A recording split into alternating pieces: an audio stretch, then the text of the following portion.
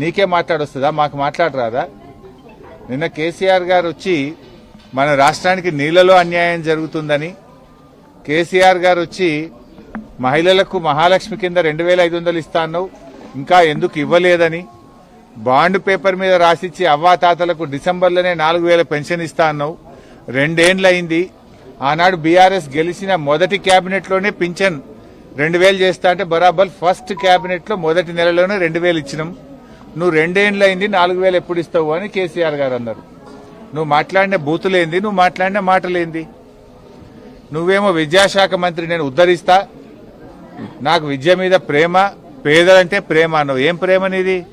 4 నెలలకెళ్ళి mess bill ఇవ్వకపోవడం, 4 నెలల నుంచి కటింగ్కో కొబ్బరి నూనెకో కాస్మోటిక్ ఛార్జెస్ ఇవ్వకపోవడం, ఇదేనా పిల్లల మీద నీకున్న ప్రేమ? అంటే నీకు తొండాల లాగులు జొరగొట్టాడు ఎవరు లేడనా నీ లాగుల? టైం వస్తుంది బిడ్డ, నువ్వేదో బిర్రవీగుతున్నావు, అహంకారంతో కళ్ళు నెత్తికెక్కి మాట్లాడుతున్నావు. మళ్ళీ గెలుస్తా, 2/3 గెలుస్తా అని పెద్ద శపథాలు చేస్తున్నా అని మాట్లాడుతున్నావు. వెనకడ కూడా గిట్లే శపథం చేసినావు. కొడంగల్లో ఓడిపోతే రాజకీయ సన్యాసం తీసుకుంటా అన్నావు. పొల్లు ఒడగొట్లే నిన్ను కొడంగల్లో. రాజకీయ సన్యాసం తీసుకున్నావా? మాట తప్పినవా? మాట తప్పినవు నువ్వు. మాట తప్పుడు నీకు అలవాటు, పార్టీలు మారుడు నీకు అలవాటు, పదవులు కొనుక్కోవడం నీకు అలవాటు, కమిషన్లు కొట్టుడు నీకు అలవాటు, చిల్లర మాటలు మాట్లాడు నీకు అలవాటు. ఎందుకు ఈ పిచ్చి మాటలు మాట్లాడుతున్నావు? ఇలా పిల్లలకు ఓ బ్లాంకెట్ లేదు, వేడి నీళ్లు లేవు, కాస్మోటిక్ ఛార్జెస్ లేవు, 4 నెలలకెళ్ళి మెస్ బిల్లు లేదు. ఆ పిల్లల్ని ఇంత గోసపెడుతున్నావు. ఇది పాఠశాల విద్యాశాఖ మంత్రిగా నీ శాఖ కిందికే వస్తుంది.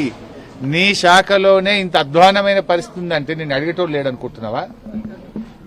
నీ లాగులో తొండలు జొరగొట్టేటోడు లేడనుకుంటున్నావా? నీకే మాట్లాడొస్తుందా? మాకు మాట్లాడరాదా? మాట అనేది గౌరవం ఇచ్చిపుచ్చుకోవాలి.